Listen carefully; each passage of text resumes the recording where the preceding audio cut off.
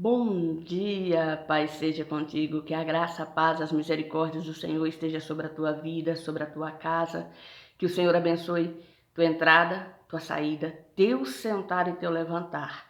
Deus é bom, Deus é fiel, a Ele toda honra, glória, louvor e adoração, porque nele, por Ele e para Ele são todas as coisas.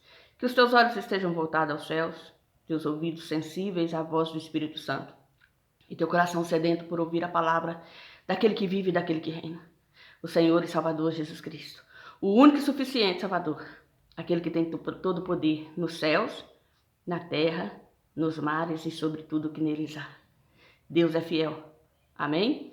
Antes de entrar na meditação da palavra, eu vou deixar o meu recado, o meu pedido. Não se esqueça, dê o seu like. O seu like ele é muito importante, ele nos dá visibilidade. Comente, compartilhe. E você que ainda não é inscrito nesse canal, se inscreva, nos ajude a propagar o Evangelho da Salvação, a falar do amor que cura, do amor que salva, do amor que liberta, do amor que transforma, a dizer que Jesus é o caminho, a verdade e a vida, que nele, por ele e para ele são todas as coisas. Amém?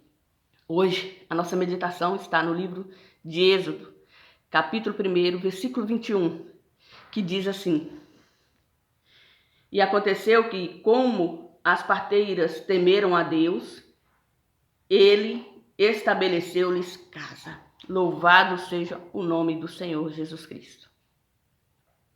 Essa passagem, esse texto, ele vem contando como foi cumprida as promessas que Deus havia feito para Abrão no capítulo 15 de Gênesis. Porque no capítulo 15 de Gênesis, Abrão chega diante de Deus e questiona, dizendo para o Senhor: Senhor, o escravo nascido na minha casa que vai ser o meu herdeiro, porque o Senhor não me tem dado os filhos. E Deus disse: não é o escravo. E aí Deus pede para que Abrão faça sacrifícios e faz uma aliança com Abrão. E Deus diz a ele assim, que a descendência dele seria maior do que as estrelas do céu, que o povo dele iria ser levado para uma outra terra, seriam escravos, e depois de 400 anos voltariam para a terra da promessa ricos, e que Abrão desceria à sepultura em paz como seus pais. Passou-se o tempo, as novas gerações, Deus cumpriu a promessa sobre a vida de Abrão. Isaac nasceu, Isaac gerou Jacó e Esaú, e Jacó gerou seus 12 filhos. E ali começou o cumprimento da palavra sobre a vida de Abrão. Porque o filho mais novo de Jacó foi levado escravo para o Egito. Passou um bom tempo como escravo, foi levantado governador do Egito,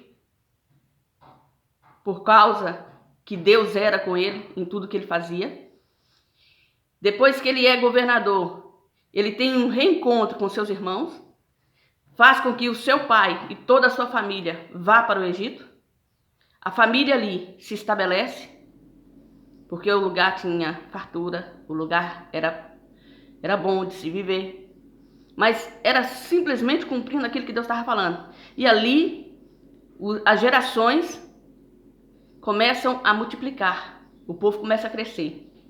Quando nós entramos no primeiro capítulo de Êxodo, ele vem dizendo que Faraó, que não conheceu a José, que não sabia da história de José, ele olha para o povo de Israel naquele lugar e percebe que o povo é grande, que o povo era forte, e começa a temer. E quando ele começa a temer, ele convoca os seus nobres e diz para eles: olha, se levantar uma guerra e algum dos nossos inimigos se aliarem a este povo, nós seremos derrotados. Vamos sucumbir, vamos oprimir, vamos afligi-los, para que eles não entendam tal feito sobre nós. Porque força e poder eles têm. Gente para montar um exército, eles têm. Capacidade de nos vencer, eles têm. E ali começa a perseguição contra o povo de Deus. Mas tudo para cumprimento daquilo que Deus havia dito a seu servo Abrão. Esse faraó, ele começa a afligir, ele começa a oprimir, e quanto mais ele fazia isso, mais o povo se multiplicava. Então ele tem a terrível ideia. Ele pega as duas parteiras que faziam o trabalho de ajudar as mulheres a darem à luz naquela época, tanto egípcias como hebreias, e chama e diz para elas: olha, quando as hebreias estiverem dando à luz, se for menino, é para matar. Se for menina, pode ficar com vida. Só que as hebreias, essas parteiras, que tinham o nome de Sifrá e a outra de Puá, elas temiam o Senhor. Elas acreditavam em Deus. Elas conheciam o seu Deus, o Deus de Abraão, o Deus de Jacó. E elas ali temem fazer o que Faraó pediu. Quando nós estudamos a Bíblia, nós vemos no Evangelho, em Atos, quando Pedro e João estão sendo ali arguidos pela liderança da igreja, que se irritaram ao vê-los propagar o nome do Senhor Jesus, ao ver o milagre do coxo, que já tinha mais de 40 anos, e foi curado no nome de Jesus, e eles ali ficam com inveja, com ciúmes e com medo, e tentam calar-lhes. A ordem deles foi para que eles não pregassem, não ensinassem, não falassem no nome do Senhor Jesus. Pedro, cheio do Espírito Santo, responde para ele: olha, vê se é justo nós ouvirmos a vocês ou ouvirmos a Deus. Porque não podemos deixar de falar do que temos visto, do que temos ouvido e do que temos vivido. Nós somos testemunha de Jesus. E saíram daquela sinagoga alegres, por terem sido confrontados por amor do Senhor. Mais adiante, torna a acontecer o mesmo fato, e eles são açoitados para pararem de fazer a obra do Senhor, pararem de falar no nome do Senhor. E Pedro sai dali feliz, só que antes ele diz: olha, mais importante é obedecer a Deus do que a vós. Nós não podemos deixar de falar do que temos vivido, vivenciado, visto e ouvido. Nós temos que testemunhar das maravilhas de Deus. Essas duas mulheres, elas não tinham nada, não tinham poder. Elas eram escravas como os outros. Estavam numa situação difícil igual aos outros. Mas, por conta da sua profissão, por conta do seu exercício, elas foram obrigadas a obedecer uma ordem dada diretamente pelo faraó do Egito, de que elas tinham que matar os meninos. Mas elas optaram em temer ao Senhor e obedecer a Deus, o princípio da palavra. Porque somente Deus pode dar a vida e tirar a vida. E elas, por temer ao Senhor, elas se colocaram numa posição que elas poderiam ser mortas pela desobediência. Mas o Senhor lhes dá sabedoria na resposta que elas dão a Faraó, porque quando Faraó vem, manda chamá-las novamente para confrontá-las, por que elas não estavam fazendo, Deus lhes deu a sabedoria do escape. Elas disseram: olha, meu Senhor, as hebreias não são como as egípcias. Quando nós chegamos lá, elas já deram à luz. Muitas das vezes não dá tempo nem de sermos chamadas. Por quê? Porque Deus tinha um propósito. O Senhor estava cumprindo a sua palavra. E quando elas fazem isso, o Senhor se agrada do posicionamento, da atitude, daquilo que elas fizeram para que o nome do Senhor fosse louvado.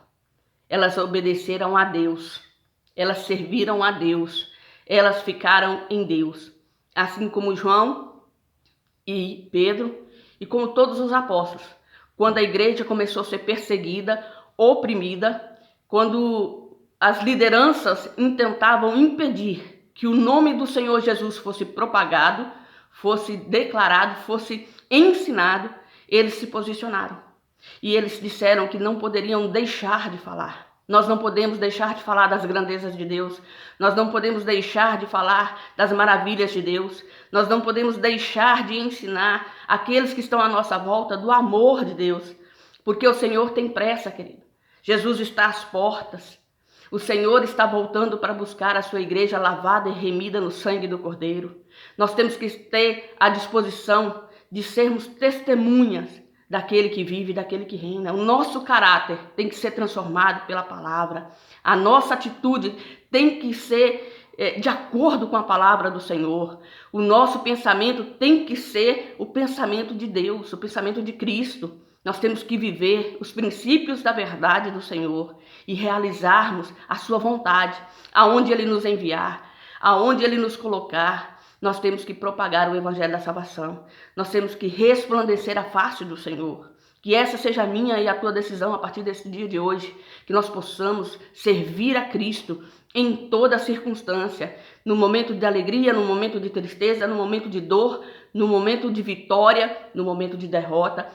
Independente da circunstância e da situação. Aquelas mulheres não estavam numa situação boa. A circunstância do seu povo não era favorável. Eles eram escravos.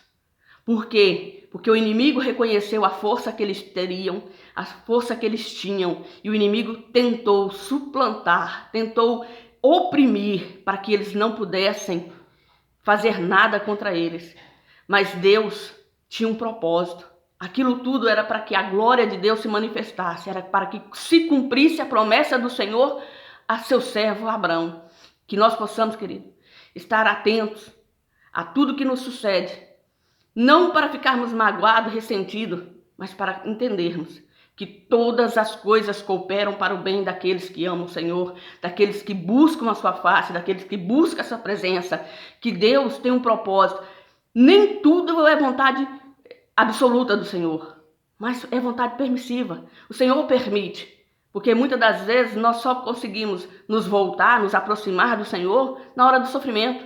Se não estamos sendo afligidos, nós não nos posicionamos na presença dele. Infelizmente, essa é a nossa natureza. E muitas das vezes Deus tem que permitir na nossa vida circunstâncias e adversidades para que nós nos posicionemos.